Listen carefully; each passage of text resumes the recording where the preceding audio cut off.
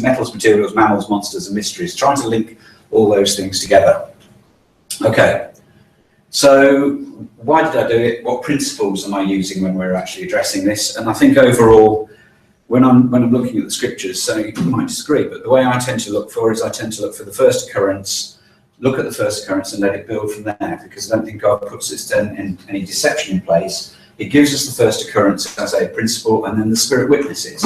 We get more and more instances in which the Spirit witnesses against itself, and so we get to our conclusions of how to use words and what those words mean in the scriptures. So the Spirit witnessing is an important principle for me. And then the other one is I like to go back to the original word, see it in its context, always see it in its context, but the one plea, and this is towards the youngsters, is don't be a Strong's pedant. I think we've got a danger, is that we look up and say this is Strong's 164, and therefore it's Strong's 164 and it doesn't occur anywhere else. But actually, if you look at Strong's 163, it's pretty well the same word. 165, pretty well the same word. You know, Greek and Hebrew, they're very like that. We've got words which we do in English. We coin words, we extend words. When we're looking for words and looking at concordance, please, let's stretch ourselves in concordance. Look either side for the parallel words. For example, horns. The word horn only occurs in Daniel as it's specifically said and used there. But the horn, when you see it in the context, it's the horn on a ram, on a goat, etc. And when you see the horn on the ram or the goat outside, it's obvious it's the same word. It's just, the word has just got one slight change in Strong's. It's pretty well the same. So let's not be too pedantic. And that applies to me then about the interpretation. I'm not trying to be pedantic. All I'm putting across is I'm trying to look at things, we get to conclusions, and we'll see where we go. That's the aim for tonight. So that's the principles. So metals, because Daniel chapter 2, you know Daniel chapter 2, but let's just go back to the principles of gold. The first occurrence of gold is Genesis 2, in which it's used in that instance. And overall, when you look at the word gold and build on it, it's a value. Gold is used of having a value. It's been used overall. Take your own time with the concordance afterwards.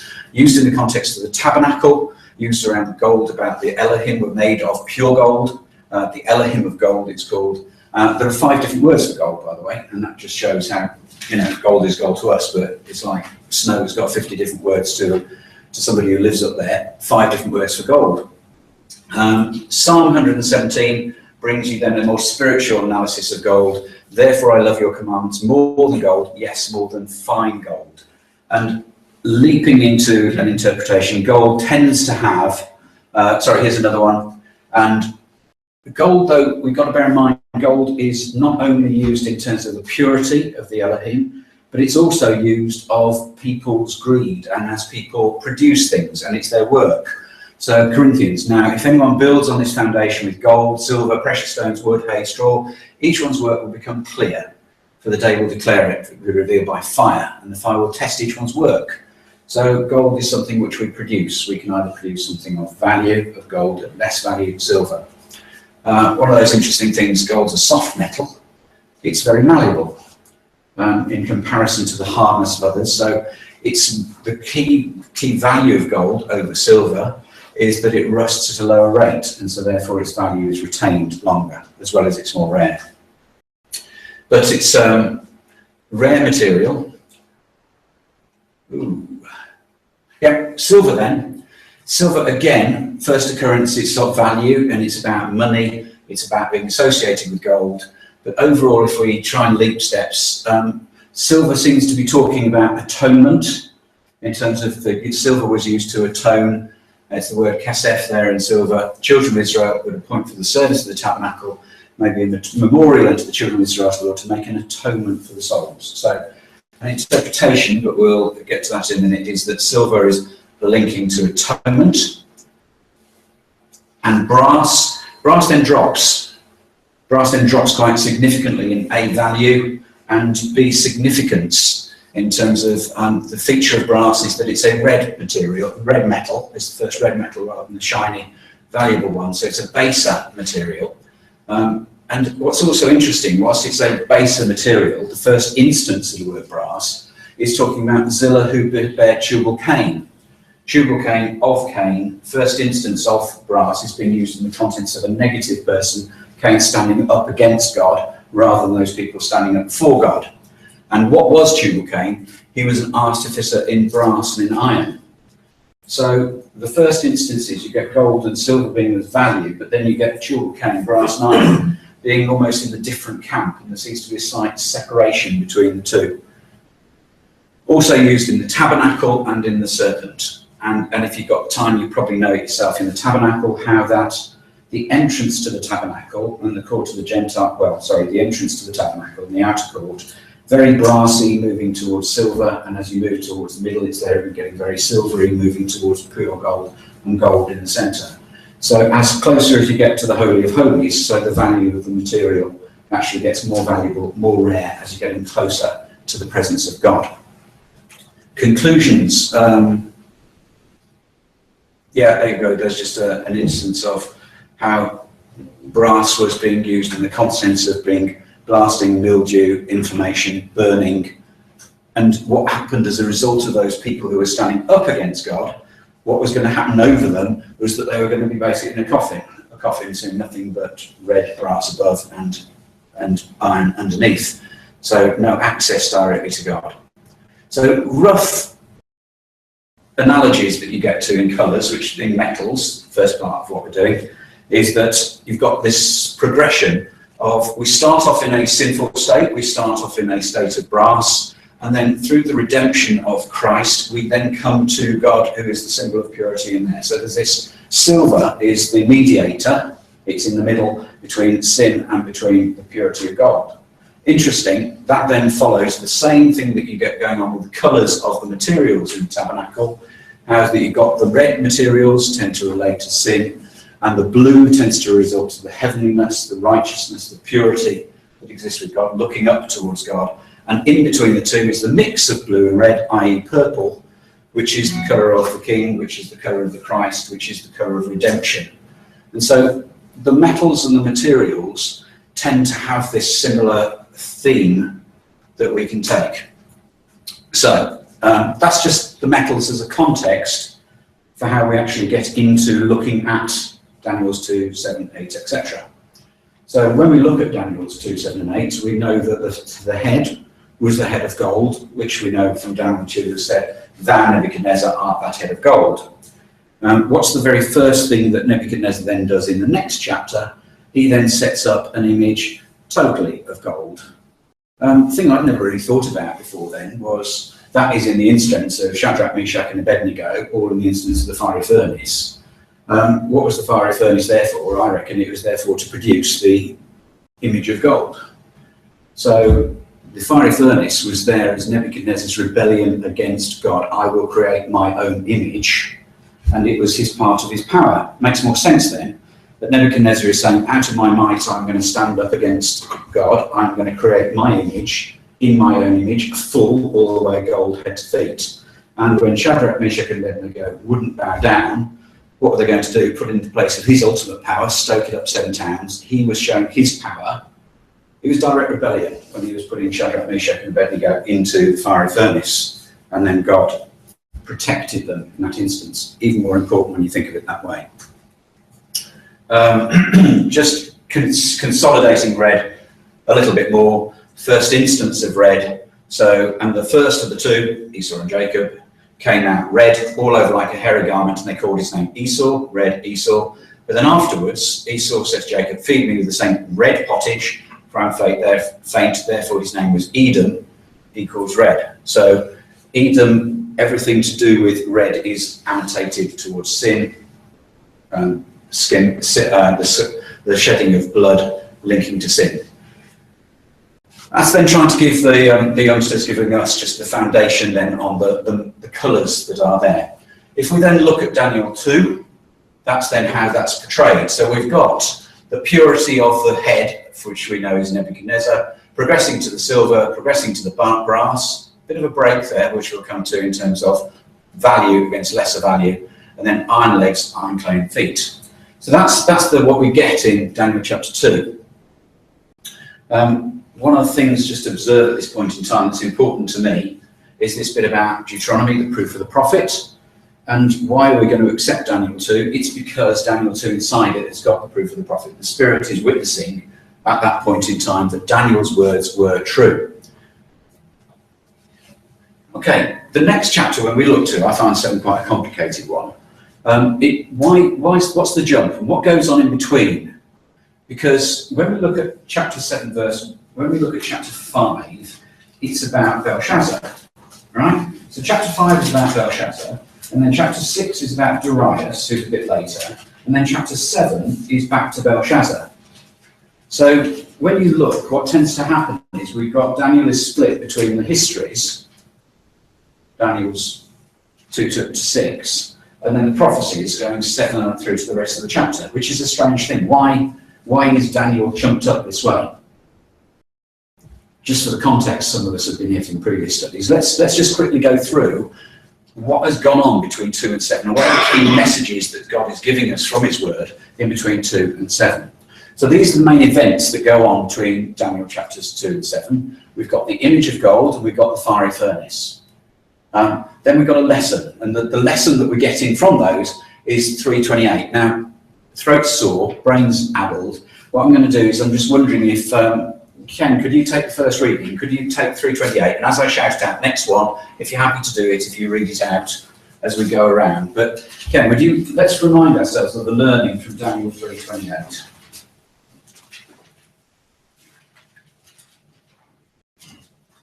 Then Nebuchadnezzar spake and said, Blessed be the God of Shadrach, Meshach, and Abednego, who hath sent his angel and delivered his servants that trusted in him, and have changed the king's word and yielded their bodies, that they might not serve nor worship any god except their own God. Thank you. So the message from that one was about rebellion. So Daniel, the learning that we're getting from Daniel chapter 2, we got this image, we get the rebellion in chapter 3, and the learning is don't, God is in control. We then get the next prophecy of the banded tree, which, interestingly, the banded tree, if you think about it, roots underneath the ground, tree reaching above the ground, but that which is above the ground gets chopped off and just is banded by brass and iron, back down to being banded by the baser metals that are holding it and therefore constraining it from growing any higher. What's the learnings then from Daniel? Can we just have chapter 4, verse 17, Brett, please?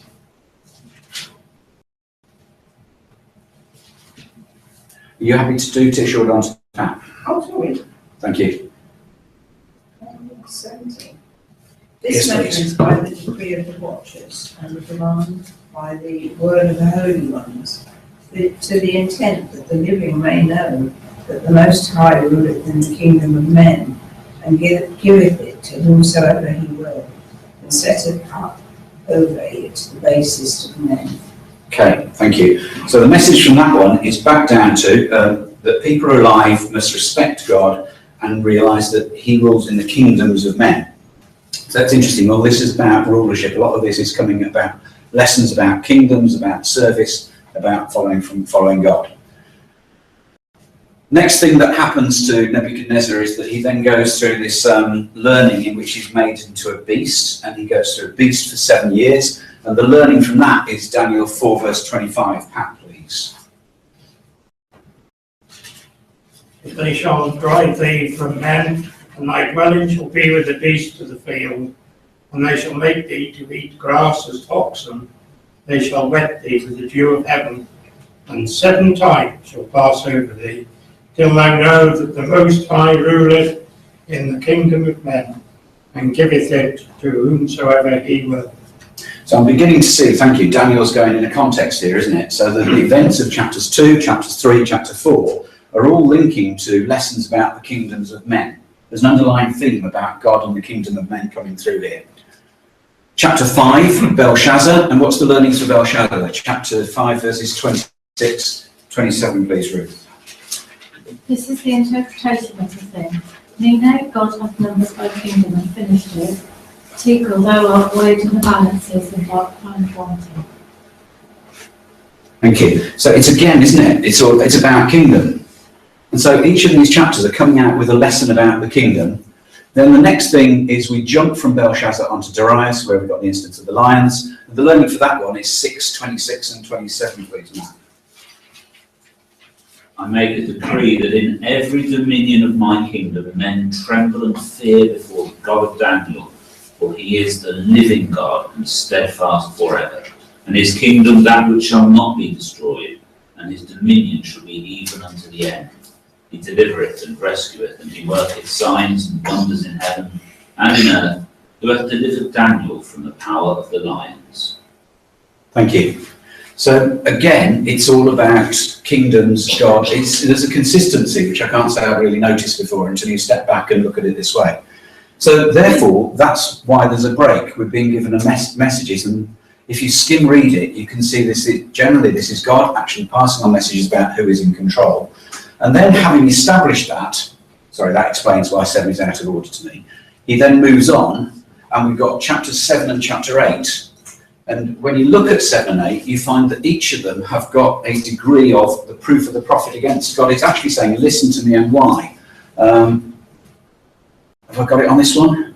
Because chapter 7 talks one of them that stood by. So there's an angelic presence in chapter 7 to make us again listen and to accept the Spirit witness. And chapter 8, it's got Gabriel. I meant to look at what Gabriel means, because I think it's probably what Gabriel means rather than... No, I didn't try to write it down. So again, you've got an angelic presence actually reinforcing. So what we've been told is, lesson, God in control, and then God through the angel passing on messages for us to listen to. Overall then, the theme we get from 2, 7 and 8 is there's a land in chapter 2, river in chapter 8. We know that Nebuchadnezzar is the gold head, so we're told that. So that becomes fact that we can work from. And the key things we get from Daniel chapter 8, there's a ram that has 2 horns broken. He-goat has a notable horn broken. Then there are 4 notable horns, a little horn from one horn. The sanctuary is cast down 200-300 days. So that roughly is the key things that are going on inside Daniel chapter 8. But let's try and lay it back inside. We're told inside Daniel 8 that the ram with 2 horns broken is Medo-Persia. We're told that the he-goat is Greece. So therefore we can take those as facts we are given. Greece at this time, you might want to know, before Philip of Macedon, was in 4 big chunky areas. So it was sequestered into, Greece was Macedon up in the north, and then you've got Sparta down in the Middle West. Then you've got Athens, which is where it was more the cultural area, and Thrace. And Thrace is actually quite important, because Thrace was quite important. Thessalonica is in Thrace. It was the gateway to the east. And so you couldn't actually get to the east without going through Thrace. After Philip of Macedon, you then get Alexander, we know, and we know that the image breaks into 4 parts. These are the 4 parts that then we find you can actually see from history that it broke into. So afterwards, Macedonia, rather than Greece, was the major area, and that was given to a chap called Antigonus. Then Asia, which we now say is Asia Minor, includes Turkey. Turkey, actually, if you take Thrace, it became Thrakos, and it actually became Turkey, and it moved over the water. The origin of Turkey is Thrace. It was given to Lysimachus, Syria and Egypt. So these are the 4 main areas afterwards. So it grew in 4, split up into 4 areas. These are the 4 generals after Alexander. Just an interesting way in which people start to then see about the 4 notable horns. So Greece started as one, it broke into the 4 notable horns. These could be the 4 areas, because we know it's Greece and there's the evidence around it. So you get Philip of Macedon, and he conquered Sparta and Athens south. The last bit he then conquered was Thrace. So therefore, when you've got the belly and thighs, is that Macedonia and Thrace? Don't know for sure. But what definitely happened when you get to Alexander is that you get the major parts was Macedonia was in the west, and all of these then were the eastern part of the empire that was taken over by the 4 generals afterwards. So we're getting history beginning to align itself to the next thing we're given. These are facts, these are new events. How do they tie up going backwards into the other chapters? We'll skip on that. So if we then follow Daniel 2 down, we got the brass, we got the grease, we got the 4 notable horns. They should tie up against the iron legs and the iron feet in clay. But this is still part of the Grecian. Are the two the same? Probably not. The suggestion most overall is that we can see that what happened is Alexander, 4 notable horns, went to Greece, and then early Rome took over. What's really interesting then when you look at early Rome taking over, Greece was now very spread. So when Rome conquered Greece, it was automatically into 2 areas. When you look carefully at it, Rome was always an east and a west. And it was always very east and west right from the start, which fits belly and thighs, 2 legs going down. So personally, I think that the Rome is the 2 legs. You've got the east and the west going all the way down. And the major theme, when you look, is about east and west. Let's see how Scripture validates against it. The next thing that happens in Daniel 8 is you've got a little horn from one thorn. Don't get that yet. But this sort of ties up. That's the premise. Daniel 8 verse 9, and out of one of them came forth a little horn, which waxed exceeding great towards the south, towards the east, and towards the present land. So here's this little horn which Luke read for us, and where does that little horn rise? That's a question that we can cover in discussion. When does it rise? What does it mean? What does it do? Interested? Okay, so we've got this premise around the iron legs. Let's see how the Scriptures then tie up against the Scriptures. Because what we get introduced in Daniel 7 is we get sea with river, you get a lion with plucked wings, you get a bear, you get a leopard, unusual animal, and you get iron teeth. So what you've got is you've got iron legs going to iron clay feet, linking to Daniel chapter 7. So there's definitely a link there which you need to look at. The precursor to the iron teeth is the leopard, and does the leopard then tie back to the belly and brass? So an implication by looking at it this way is that the leopard could be Greece. That's just an implication as you start working through. What we do know is the lion, the head of the lion is the gold head.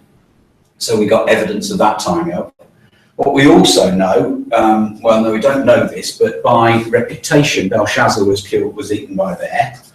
So he was taken out by a bear, is just how he was supposed to die. And we know the bit about the bear having 2 sides and being a connection to the Medo-Persia. So that's beginning to tie up. And then the leopard is a strange one, because if you take leopard skins, they're actually Africa. It's quite an unusual animal. So why do you actually link leopard into Greece? Doesn't immediately become logical. Here's why I think the lion ties back to the head. If you look at the first image, Daniel 7, the first was like a lion and had eagle's wings, beheld till the wings thereof were plucked, and it was lifted up from the earth and made to stand upon the feet as a man, and a man's heart was given to it. What did we just read in chapters 5 and 6, Daniel? That Nebuchadnezzar just went through exactly that. Nebuchadnezzar was a beast, and then he was then lifted up from the heart, and his mind changed from being a beast to change to being a man. So I think that's given us a connection, connecting Nebuchadnezzar as the first one as a lion back to Nebuchadnezzar, you are the gold head. What is he told in Daniel 4? Let his heart be changed from a man's, let a beast's heart be given to him, and let 7 times pass over him. So Nebuchadnezzar was given that beast's nature and then was made to stand on the feet. So that's additional detail given to us to consolidate confidence that this is definitely talking about Nebuchadnezzar, I would suggest. The lion was then plucked with eagle's wings. And what happened? The first was like a lion and had eagle's wings, and I beheld the wings thereof was plucked and it was lifted up. So what happened to Nebuchadnezzar?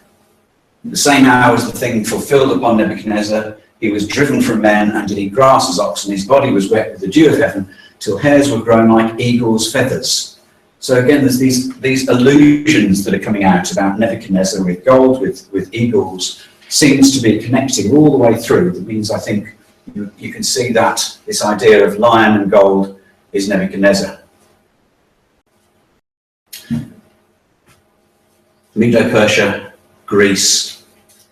So what I think is quite beautiful when you start looking at it this way is you can see how Daniel's 2, 7 and 8 give you this overall theme, and we can have confidence that we can see how these things start to integrate. But it's a bit strange if we do this. Now, can we go to Revelation 17 now? Because like Daniel 7 was confusing. If we just go to Revelation 17, because what we've been picking up really is that 2, 7 and 8 is an evolving nature of something going on. It's the 4 beasts. 2, 7 and 8, it's all the same thing beginning to amplify itself. And if we look at Daniel 17, and whoever's next would it be? Like Mary, could we have 17 and could we have verses 1 through to 3, please? And I came out of the 7 angels which had the 7 vials, and talked with them, saying to me, Come hither, I will show unto thee the judgment of the great whore that sitteth upon many waters, with whom the kings of the earth have committed fornication, and the inhabitants of the earth have been made drunk with the wine of her fornication. So he carried me away in the spirit into the wilderness, and I saw a woman sit upon a scarlet-coloured beast, full of names of blasphemy, having 7 heads and 10. Thank you. So again, and by the way, if you look at verse 4, the woman was arrayed in purple and scarlet decked with gold, coming out precious stones. There's this connection of gold being used in a sense of a whore rather than in a sense of purity in this instance. So 17 becomes quite confusing. But if we now try and lift it again and look from the themes that we've picked, what you get is that you get gold occurring for Daniel chapter 2, Daniel chapter 7, the lion, which we know connects, and you've got gold in Revelation 17.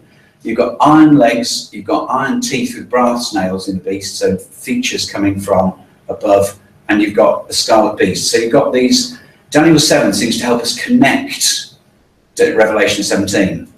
Then in Revelation 17 we've got 10 horns, and we've got 10 horns in Daniel 17. We've got a little horn, and over here what we've got is we've got 7 heads, then they get taken away, and there's an 8th afterwards, so you get one that stands alone at the end. And then the other thing you get in Revelation is that you get the stone being the principle of Christ, and Revelation you get the lamb being the principle. So there's a continuity, is what I'm suggesting, between 17 and the rest of Daniel.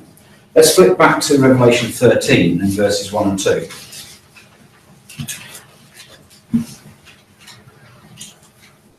Yes, Adrian. And I stood upon the sand of the sea, and saw a beast rise up out of the sea, having 7 heads and 10 horns, and upon his horns 10 crowns, and upon his heads the name of blasphemy.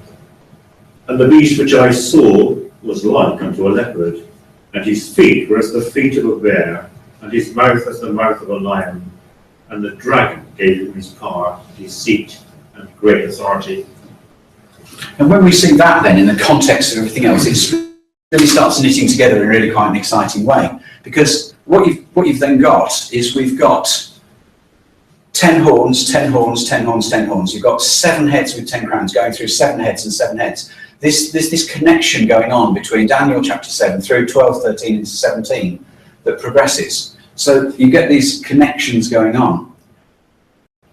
That what we just read, you've got a C and you've got a C coming out, didn't annotate that in there. You've got a lion, which connects us back all the way across all of them. We've got a bear suddenly occurring, which connects us back to Daniel 17. All of a sudden, the leopard has now got a relevance. We're giving the leopard in 7. It's because we've been told to link it together to this same thing. It's one overall evolving prophecy, I'm suggesting. And then you've got the beast, which connects all the way through with, well, the conclusion is right. So that's why that starts connecting together. And when you put, for time, we won't turn to it now. If you put 12, sorry, missed it. I was supposed to write 12 in. Yeah, if you put 12, you've got these characteristics coming in as well. So you've got this huge consistency going across all of them. So does this then make sense? Does this make sense in terms of us having a look at it? If we then connect and look for this as a single prophecy and tie it together, you'll find you've got Daniel's 4th beast, and you've got the dragon, the beast of the sea, the beast of the earth, the scarlet-coloured beast. And all of these things start coming across. And so we can see that this is all talking about how a beast has got 7 heads, 10 horns, it persecutes the saints for 1260 years, it blasphemes against God, it's judged, the saints assist destruction, and it's destroyed by flames. It's a principle of standing up against God. And I think 2, 7, 8, 12, 13, 17 is all standing up against the rebellion against God. Let's go for this one now. Thank you.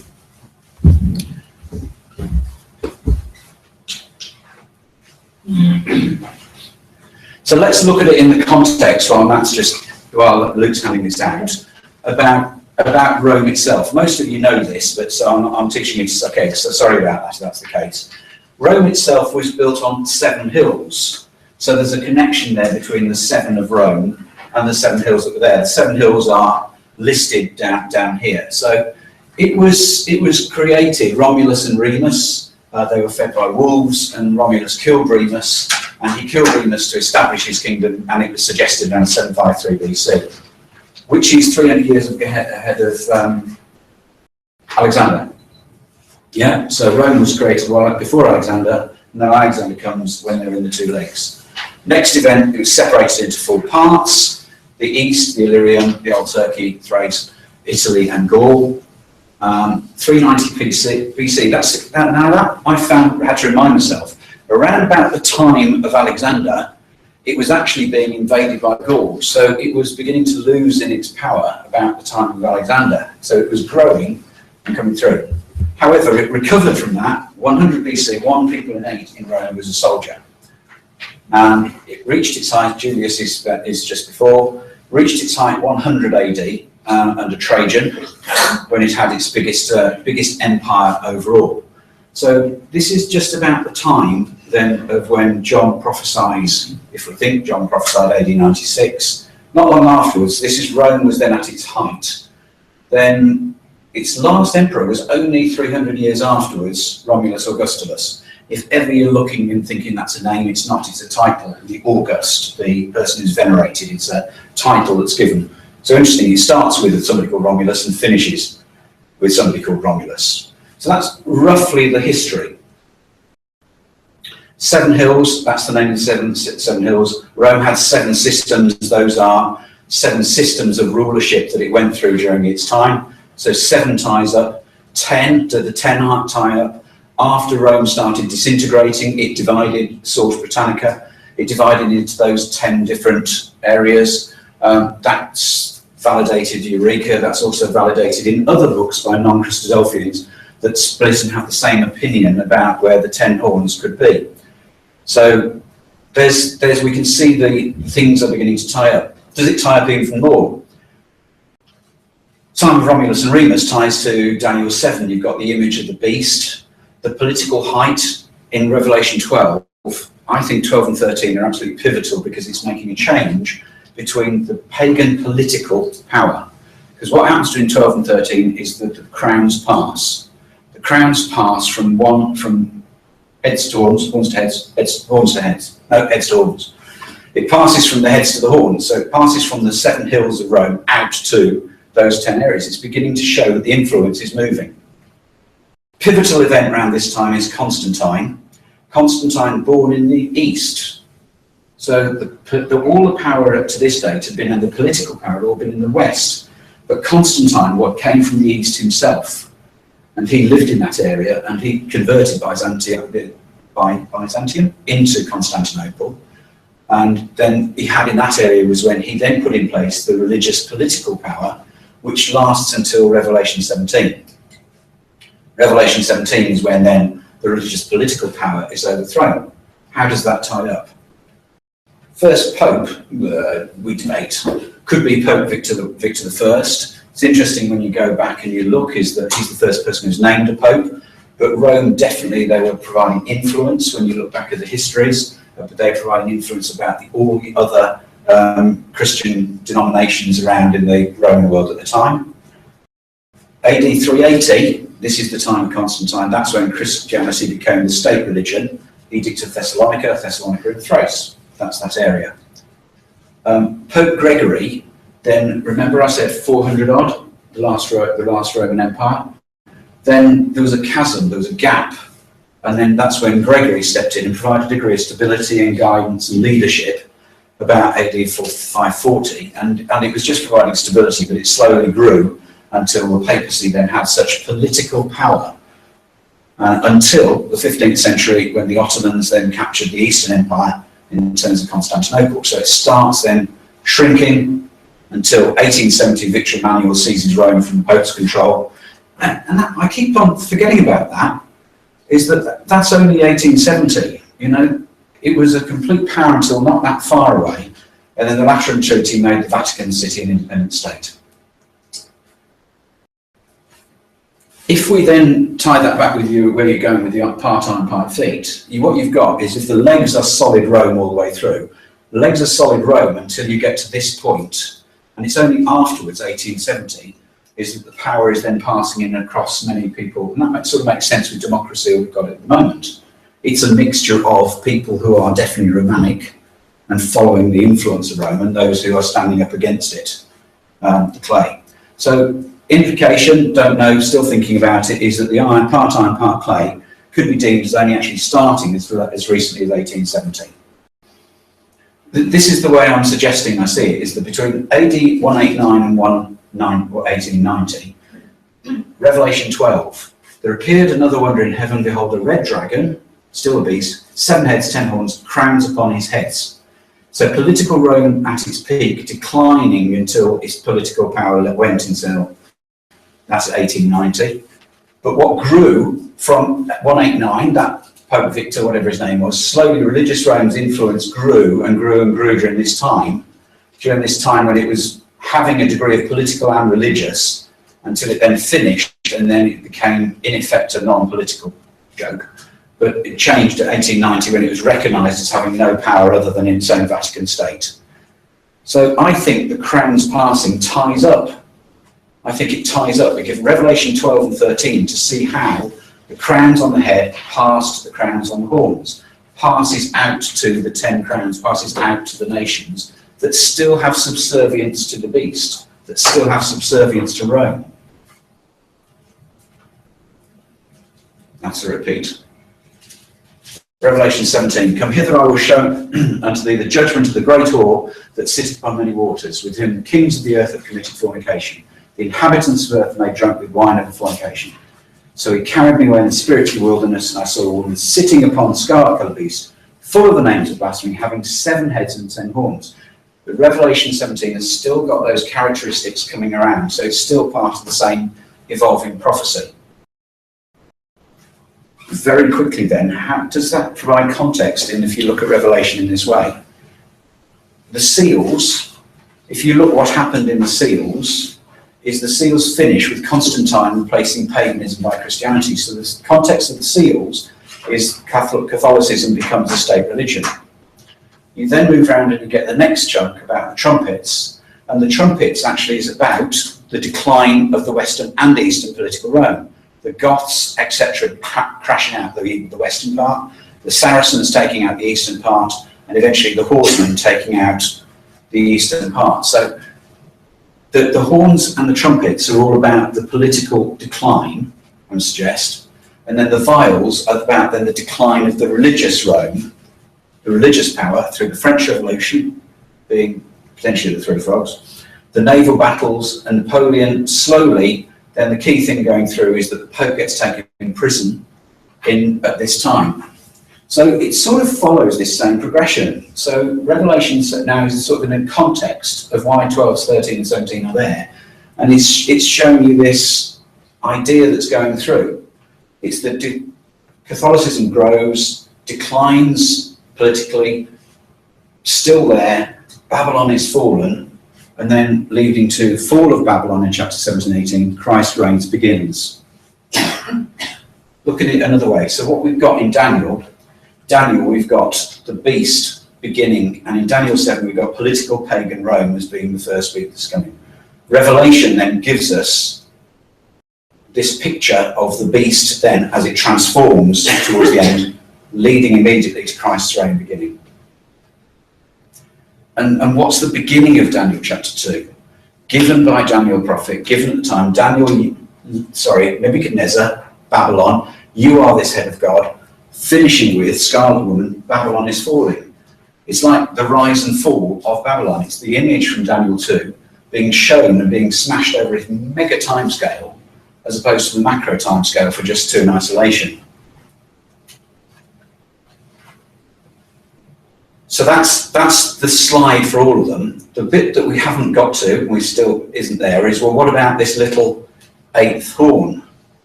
Where does that fit? Don't know. I find that interesting. But what's interesting is that little 8th horn is fixing back to that one horn that spoke great blasphemies that was there before.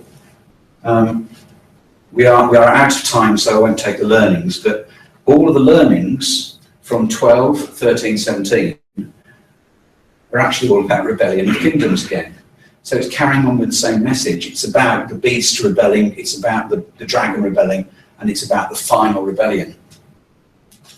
One interesting thing, I always wrote down that the beast spoke through the voice of the whore. I can't find that.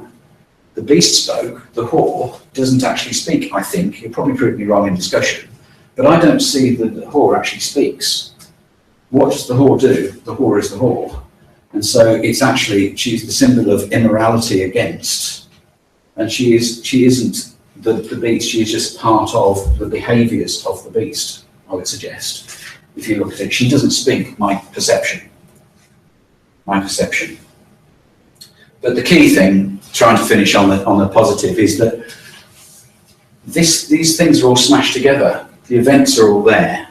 And the next event, though, is that we see heaven opened. And I saw heaven opened, and behold, a white horse, and he that sat upon it was called Faithful and True, and in righteousness he doth judge and make war. And so this is Babylon is fallen. His eyes were as a flame of fire, and his head were many crowns. He had a name written that no man knew but he himself. He was clothed with a vesture dipped with blood. His name is called the Word of God. The armies which were in heaven followed him upon white horses, clothed in fine linen, white and clean. Out of his mouth goes a sharp sword, and with it he should smite the nations, and he shall rule them with a rod of iron, and he treadeth the winepresses of the fierceness of the wrath of Almighty God, and hath on his vesture, as opposed to Babylon the Great, Babylon is falling, has on his vesture and on his thigh a name written, King of Kings and Lord of Lords. So the purpose for tonight was to try to get 2, 7 and 8 so you could see the connections, and then flowing through, I would suggest, into how you can see that gives the whole revelation in the context of the symbols have all been fulfilled. We're in the time, I would suggest, is that when that 7th horn was taken, 1870, the 8th is the state we're in now. It is the little voice that's speaking great blasphemies that's got no political influence. And I think in 1870, that's potentially when the 7 horns, the little horn, Daniel 7 is there, and that's where at the moment was the influence that is still coming through, that quiet influence. But it's not just, I would suggest, the influence of Rome, it's Babylon. It's got that spirit of, right back to the start, Tubal Cain, artificer in brass. It's the spirit of Babylon from sons of God, daughters of men, the whole of the scriptures standing up and saying it's people who stand up against God. So Babylon is about the spirit of rebellion against God. And that's what I think the little horn is the time now in which we're a time of people who are either doing it for religious or for pseudo-religious or for a-religious purposes, standing up against God and speaking the words of blasphemy against God. So I suggest it makes sense to me. So that's what I wanted to achieve tonight. I've gone over too much in time. Thank you. BibleTruthAndProphecy.com is a worldwide collaboration by Christadelphians to help promote the understanding of God's Word to those who are seeking the truth about the human condition and God's plan and purpose with this earth and with mankind upon it. Bible Truth and Prophecy is part of a wider set of online resources provided by Christadelphianvideo.org for establishing just how far removed the true Christian teaching of the first century apostles is from that taught by mainstream Christendom today. BibleTruthAndProphecy.com is very much a standalone website, but benefits from our vast network of sites and resources and social media. Here are just a few of the things that BibleTruthAndProphecy.com offers. We have a good number of written articles supplied to us from brothers from all over the globe. These deal with first principle issues, creation versus evolution, the inspiration of the Bible, and so much more. We have a whole section of video study series. These are studies that have been posted onto our YouTube channel, but because of the difficulty of the search feature within YouTube, we have chosen to host on Bible Truth and Prophecy. So now every video you search for within the site, you can be guaranteed that it will be of a Christadelphian nature. We also have a preaching video section, where any ecclesia is invited to download and use or embed these videos within their own ecclesial websites. We also have an exhortation service, where we produce 2 or 3 exhortations per week, which we then circulate to brethren and sisters in isolation. We also have an ever-growing list of approved Christadelphian sites. We also have a page of live news feeds, so you can keep up to date with all the breaking news as it happens. We also have a section for the daily readings. Each day at around midnight we publish all 3 of the daily readings, and then later on in the day we publish thought for the days, often based on all 3 portions of the daily readings. Within each daily reading post there is also a link to enable you to have the Bible chapter read to you directly. We also feature Bible in the News videos which we have produced from the Bible in the News website. We also feature Brother Don Pierce's milestone snippets, which come out approximately 3 times a week. We also feature Andy Walton's weekly World Watch, and other commentaries and analysis from other brethren on world news events. You can also subscribe to the blog and be notified of posts as they happen in real time, and also subscribe to the weekly newsletter, which is provided by Christadelphianvideo.org. Every page and post on the site has the facility to be able to leave a comment or make an observation, so please take advantage of this and let us know what you think of the site.